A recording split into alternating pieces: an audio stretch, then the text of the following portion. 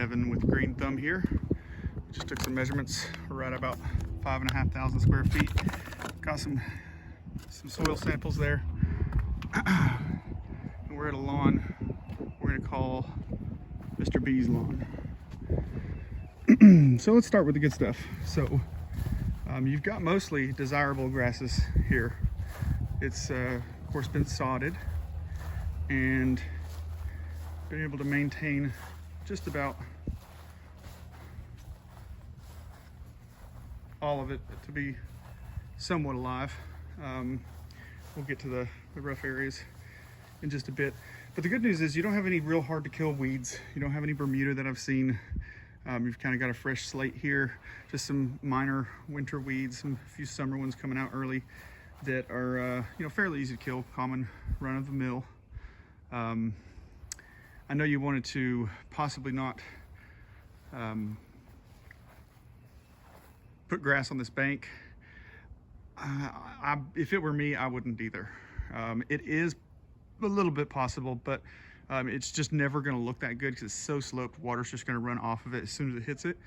So I would try to find some other solution, but we'd be willing to try it for you if you want. So okay, let's get into the nitty gritty here.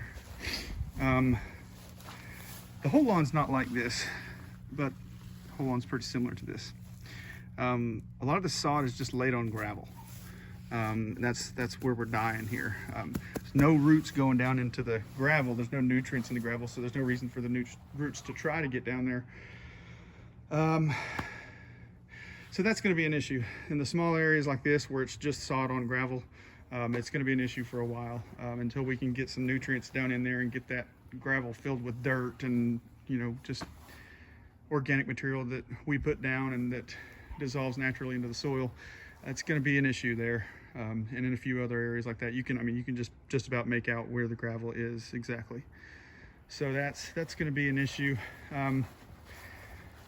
The other issue is that the ground that is here, underneath the sod, it's so compact that when I took my coring tool, which I usually at an average house, I set my big old 200-pound self on it, I get about a 5-inch to 6-inch core. I could cut through the layer of sod and almost could not get into the soil at all.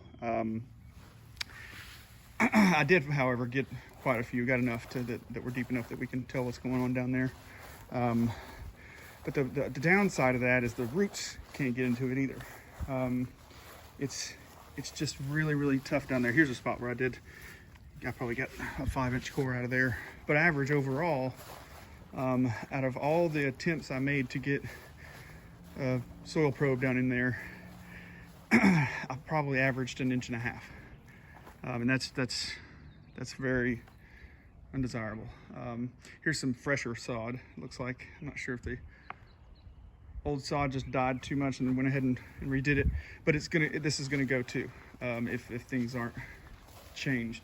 You can see right here it's already showing drought stress, which it's not necessarily a drought. It's just sod laying on top of this. It's almost like it's laying on a slab of concrete, and it's just got no roots underneath it.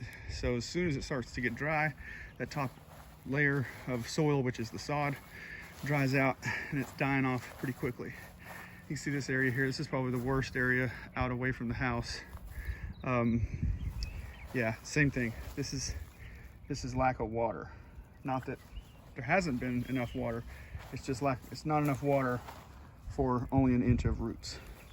So you want to get some good root stimulants on there. We've got a pretty good one that we use. Actually, it's really good.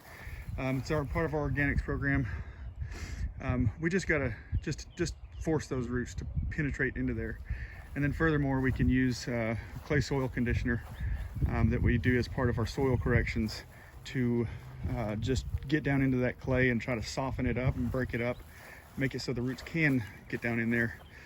And the goal is to get the roots down deep enough that the plants are drought resistant, that the roots are down deep, grabbing a hold of that water that's down in the ground right now, not trying to suck the water off the top, because it's a losing game. The moment you get a few hot days, top layer dries out and the grass is done. And it's heading that way now. It's not there. There's a lot of grass here that's still viable. You wouldn't believe how much of this will come back, but we've got to get water on it now, or as soon as possible. And then as the program continues, you'll be able to back off the water, because we'll get those roots going down. I believe we could save this, but I would, whether you go with us or someone else, or do it yourself, or whatever it is you decide to do, it's fine with me. I just don't want you to lose your whole lawn. But I would get on watering this immediately, as quick as possible, to just save what's here, because it's really close. But we'd love to help you out. Get the soil sample off to the lab and get the results back and figure out what this lawn needs to thrive. Get that clay soil conditioner down, soften up that clay, get the root stimulus down, take care of these weeds, and see if we can't push this thing through summer, because I know nobody wants to sod this again, and nobody, I hope we don't have to seed the whole thing for you. But we'll be glad to do it. I just hate to look at it that way. But yeah, that's pretty much the case for 90% of the lawn. For some reason out here by this corner of the road, it's doing real well, and it's doing well in the shade because it's just not drying out as fast. But when the heat hits, that'll go too, if we don't get on the watering. So all right, well, best of luck, and hopefully we can help you out, and we'd like to. Evan with Green Thumb signing out.